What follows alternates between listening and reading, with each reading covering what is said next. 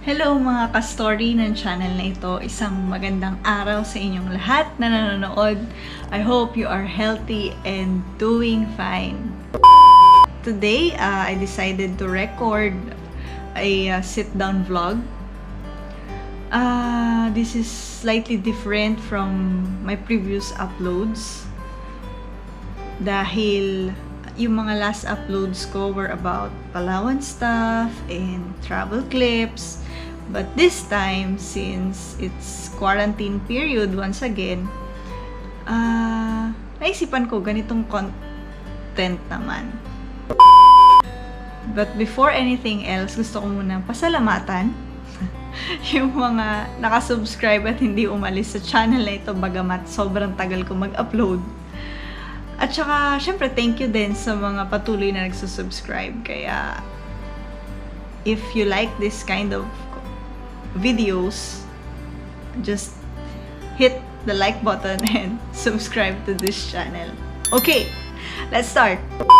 Dahil ang current trend dito sa ating bansa is about Covid-19 vaccination program ng government. Ito yung ikukwento ko because sharing is caring. It's been a month since I got vaccinated and I already received my second dose habang nire-record ko to and I'm perfectly fine. I want you to know guys that I'm well. I don't feel anything na abnormalities sa aking pangangatawan, just like yung mga other people din na nauna sa akin magpabaksin. So I will be sharing on this video a few tips before and after vaccination na practices na ginawa ko lang personally. Una,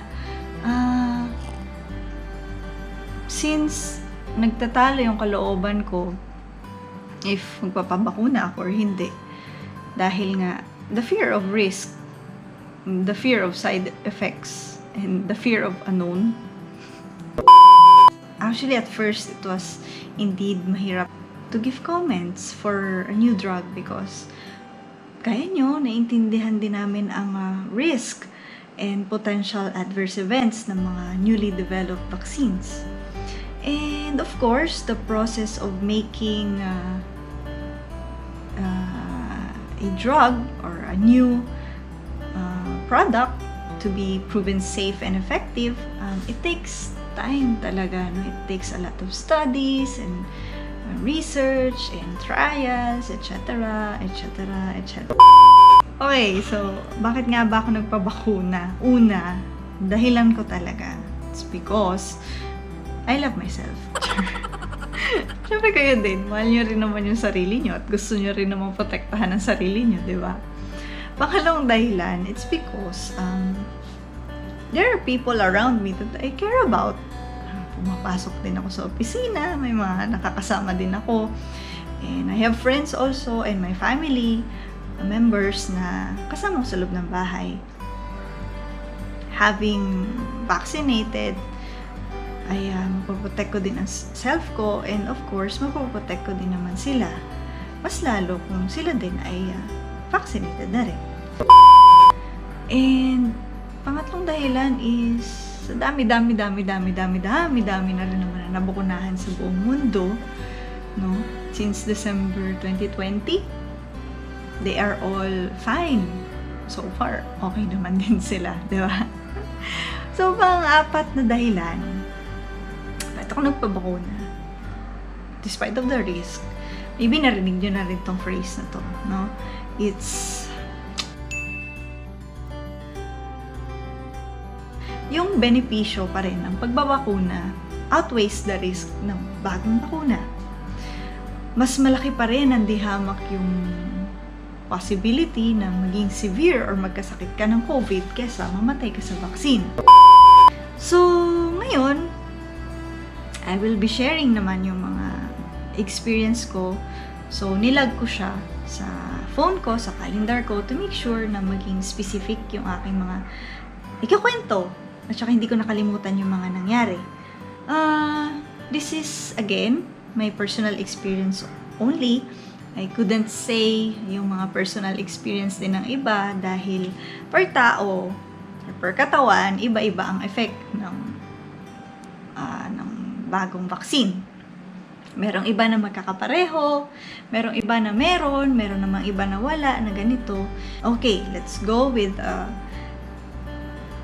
the pre-vaccination preparation na in-observe ko.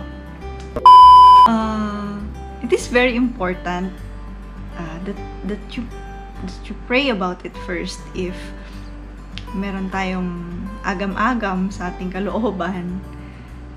It's important that we pray about it. So, yun yung una kong ginawa for a week or two. Pinag-pray ko muna siya. Pangalawa, na pre-vaccination na practices na ginawa ko is I do my own research only sa mga trusted sources lamang. Ang dami nagkalat ng fake news eh. Kaya piliin natin yung trusted sources lang. Okay? Available naman din sa social media, sa internet. So, piliin lang talaga natin ano yung mga trusted source doon. And doon tayo manood, doon tayo magbasa. And during that time, merong notice yung from our LGU. May naka-note dun sa ilalim. Pagbigay nila ng schedule, may naka-note dun sa ilalim na do not drink coffee before the vaccination day. Ako naintindihan ko siya and wala rin namang mawawala kung susubukan or i-observe. So, I did it anyway. Ginawa ko siya. So, nag-skip ako, hindi ako nag-coffee a day before and the day on the vaccination. Also, hindi rin ako nagkumain ng poultry products like yung mga itlog, yung mga manok, ano pa ba, yung mga bagay na or pagkain na nakaka-allergy, mga seafoods, mga ganon. So, skinip ko siya. And personal practice, hindi rin ako nag-take muna yung mga daily vitamins ko. So, skinip ko lang muna siya. Or any medicine, kahit anong. Kahit yung pansakit sa ulo, wala. So, skinip ko muna siya. Natulog ako ng maaga before the vaccination day. Pinagpahinga ko yung katawan ko. Hindi muna tayo nagpa-stress, no? And I made sure na enough yung hydrated din yung katawan ko. So, yun. Mag-inom ako ng maraming tubig. Hello guys. Today, nakaschedule yung aking second dose. And, try ko mag-record today ng clips since hindi nga ako nakapag-record nung una. Kaya, as you... We are approaching Ayala Malls where I was scheduled for the second dose and it was raining this time. So, for those who are watching this, when you know someone na due na rin nila for the second dose or maybe kayo, please advise them and keep in mind also na never skip yung second dose nila para maging complete ang protection versus COVID-19.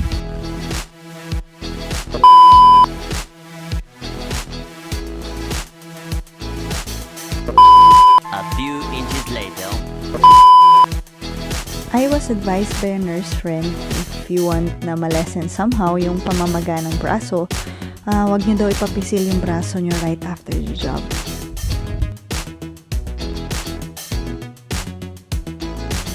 And now we go sa waiting area and you will see here their work setup. After every shot, you will have to wait 15 minutes just to observe any adverse reaction and para matreatment agad.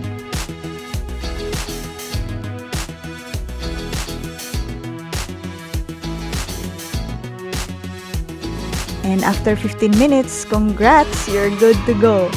Sa LGU namin, may pag-graduation song pa talaga sa exit. Kudos naman sa LGU namin na nakakapagpasaya talaga ng tao. Talagang pag tinawag ka, talagang feeling mo valedictorian kay after mo matapos yung second dose. So yun, after let's say 30 minutes to 1 hour, ang na-experience ko is of course the same experience with my first dose, yung talagang nangangalay at medyo mabigat yung pakiramdam ng yung braso. I wanna say thank you sa aking kapatid dahil pinag-drive niya na ako ng second dose. And nakauwi naman kami. Pagdating ko sa bahay, ang naramdaman ko, after an hour din, medyo different na ito from the first. Dahil para akong sinisikmura. Parang feeling ko masusuka ako. But, hindi naman ako nasuka. Feeling lang. On that day, on that night, and kinabukasan nun. Pagising ko, ang sakit-sakit ng katawan ko. Yun lang yung naramdaman ko. Feeling pagod, feeling fatigue talaga. So, I suggest for you guys, if you're deciding na magpabakuna, I suggest if you can take a leave on the day and the day after na vaccination, ipahinga nyo muna yung katawan ninyo so that makabawi-bawi siya. Hindi ko lang nabanggit kanina, on my first dose, nagkaroon ako ng experience na loss of appetite. Nawala na akong gana kumain, pero may panlasa naman ako. And that lasted for about, let's say, 3 to 5 days na wala akong gana kumain. On my second dose, wala nang gano'n. Wala na akong feeling na loss of appetite. Nagbasa ako ng ibang comments about this vaccine. By the way, it starts with the letter, dito ko ilalagay. Ayan. Upon reading some comments for the side effects na naramdaman ng ibang tao, meron din naka-experience ng mga loss of appetite. So, I guess it's normal and of course, minor lang din naman kailangan i-treat. And after a week or after 3 to 5 days, okay na ako, nag-back to normal na yung kain ko and yung gana ko kumain. And yun, by the second dose naman, yun na yung naramdaman ko na parang masusuka. And na-feel ko na parang na akong lalagnatin talaga nung the day after nung vaccine. But I thank God dahil hindi naman din tumuloy sa pagsusuka, no vomiting, no fever, just fatigue. Just fatigue talaga, sakit sa katawan. So if you guys isn't comfortable with yung mga body pains, pwede naman mag-take ng mga medicines for muscle ache. And then yun, rest and hydrate, of course. And after 3 days, totoo naman din, after 3 days, after a week, and you feel perfectly good and you're fine. So again, congratulations also sa mga una nang nakatapos ng bakuna nila. So to end this sit-down vlog, remember that kahit anong brand ang available for COVID, iba-iba lang sila how they works, how they were formulated, iba-iba man ang technology na ginamit.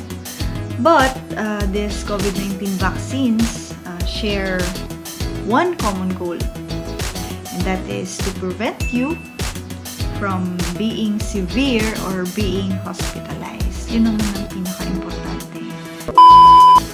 Of course, proper observation pa rin, proper hygiene, wearing mask, wearing face shield dahil lang ngayon nire-require pa rin, and physical distancing, social distancing.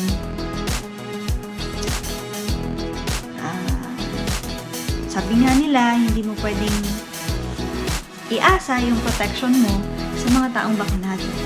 So, if you're still deciding, humihingi ka ng sign, baka ito na yung sign na yun. Alam. Kidding aside, you pray about it. Then when you have peace and maluwag na sa kalooban mo, then just go for it. To protect yourself, protect the others around you, protect your family, and so that we can again go on with our lives in a different way. Here's some few tips, guys.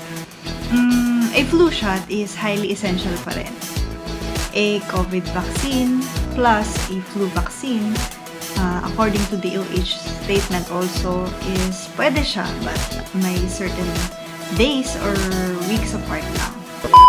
If you have questions, just comment down below and I'll try to answer it, guys. More moments later. So that's it for this video. remain safe and remain healthy. Have faith, and again, thank you for watching this video, and see you on the next. Bye!